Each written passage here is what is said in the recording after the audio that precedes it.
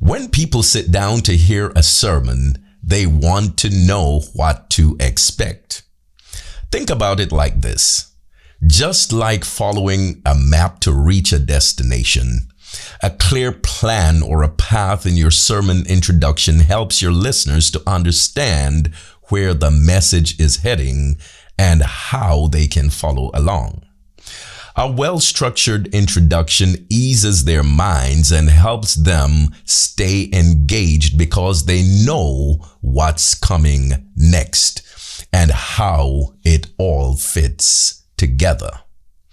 So here are two essential elements you need to consider when outlining your sermon introduction. Number one, just tell the audience where the sermon is going. Tell them where you're taking them. Consider this as the end point or the destination. In your introduction, let them know what the main point is or what the destination is. And remember, every sermon must have one main point or one big idea. By being upfront about your goal, your listeners won't be left guessing. They'll have a clear understanding of what is coming.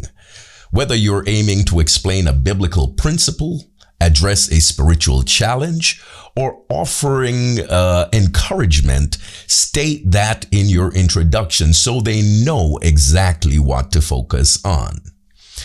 Let's say your sermon is about the power of forgiveness. You could open with something like this.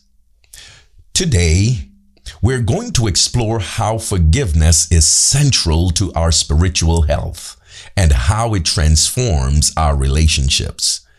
We will discover that forgiveness is not just a gift we offer to others, but a path to freedom for ourselves. See, in this example, you clearly stated that the focus of the sermon is on forgiveness, and you have given your audience an idea of where the sermon will lead them, and that is to a deeper understanding of forgiveness. So this prepares them to tune in for what is to come.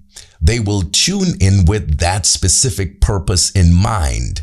So just tell them where the sermon is going. Number two, outline the major points that are along the way. Think of these points as the main movements or segments of your sermon.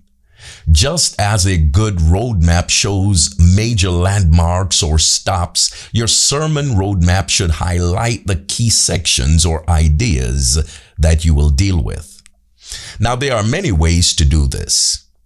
Some preachers prefer to tell the audience the main points outright and then come back and teach on each of them. For example, you might say something like this. As we move forward today, we'll break down 3 biblical principles that will help you to overcome fear and anxiety. We'll begin by looking at what Scripture says about fear. Then we'll move into how faith transforms our mindset. And finally, we will end with practical steps that you can take. See, by doing this, you let the audience know that there are 3 points and they know exactly what those points are. This can help the audience to mentally map out the progression of the sermon and prepare to reflect on these key ideas. Here's another example. You can begin with, in today's message, we'll walk with Elijah in his journey through doubt, faith, and victory, and see how each phase mirrors the struggles we face in our walk with God.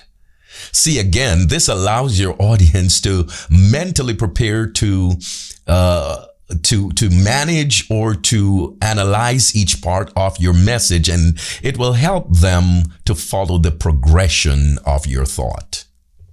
Now, many preachers like to do it another way. They create anticipation by stating how many points they'll cover without revealing the main points up front. For example, they will say something like this: today, I'll share 3 reasons why trusting God during trials is not just important, but life-changing.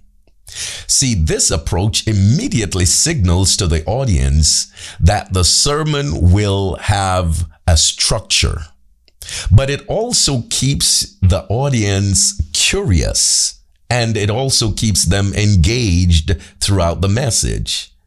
See, by announcing that there are 3 points, you give your audience, you give your listeners a sense of direction. They know there will be 3 distinct segments in the sermon, and each segment will possibly build on the last one to strengthen the message. But notice, by not telling them what the 3 points are, you have created a dynamic of both structure and suspense. The audience knows that there are 3 points, but they are now curious about what those points will be. And I like this method because I find that this suspense makes the sermon a bit more dynamic. Because each new point is made, it feels like a mini reveal that adds depth to the overall message. And to me, this method also helps prevent the sermon from feeling flat or predictable. So as each new point is revealed, the audience remains engaged and eager, knowing that there's more to come. Your sermon introduction serves as a roadmap to help listeners prepare themselves both mentally and spiritually for the message ahead. When they know what's coming, they can engage more fully and absorb the message in a deeper and more intentional way. The introduction should prime them to focus on the key themes or the key ideas, leading them to a more impactful experience. This is what the sermon introduction is all about. And I hope these tips have been helpful to you. If they have, please like the video and subscribe for more tips on preaching and communication. Hit the notification bell icon to stay informed on when I release new content. Also, please, my friends, share the comments that you have in the comment section below. Let me know what subjects you'd like for me to cover, or you can also share with me strategies that you have used for sermon preparation. I would love to hear your thoughts. Thank you for watching. Until next time, let's keep growing together.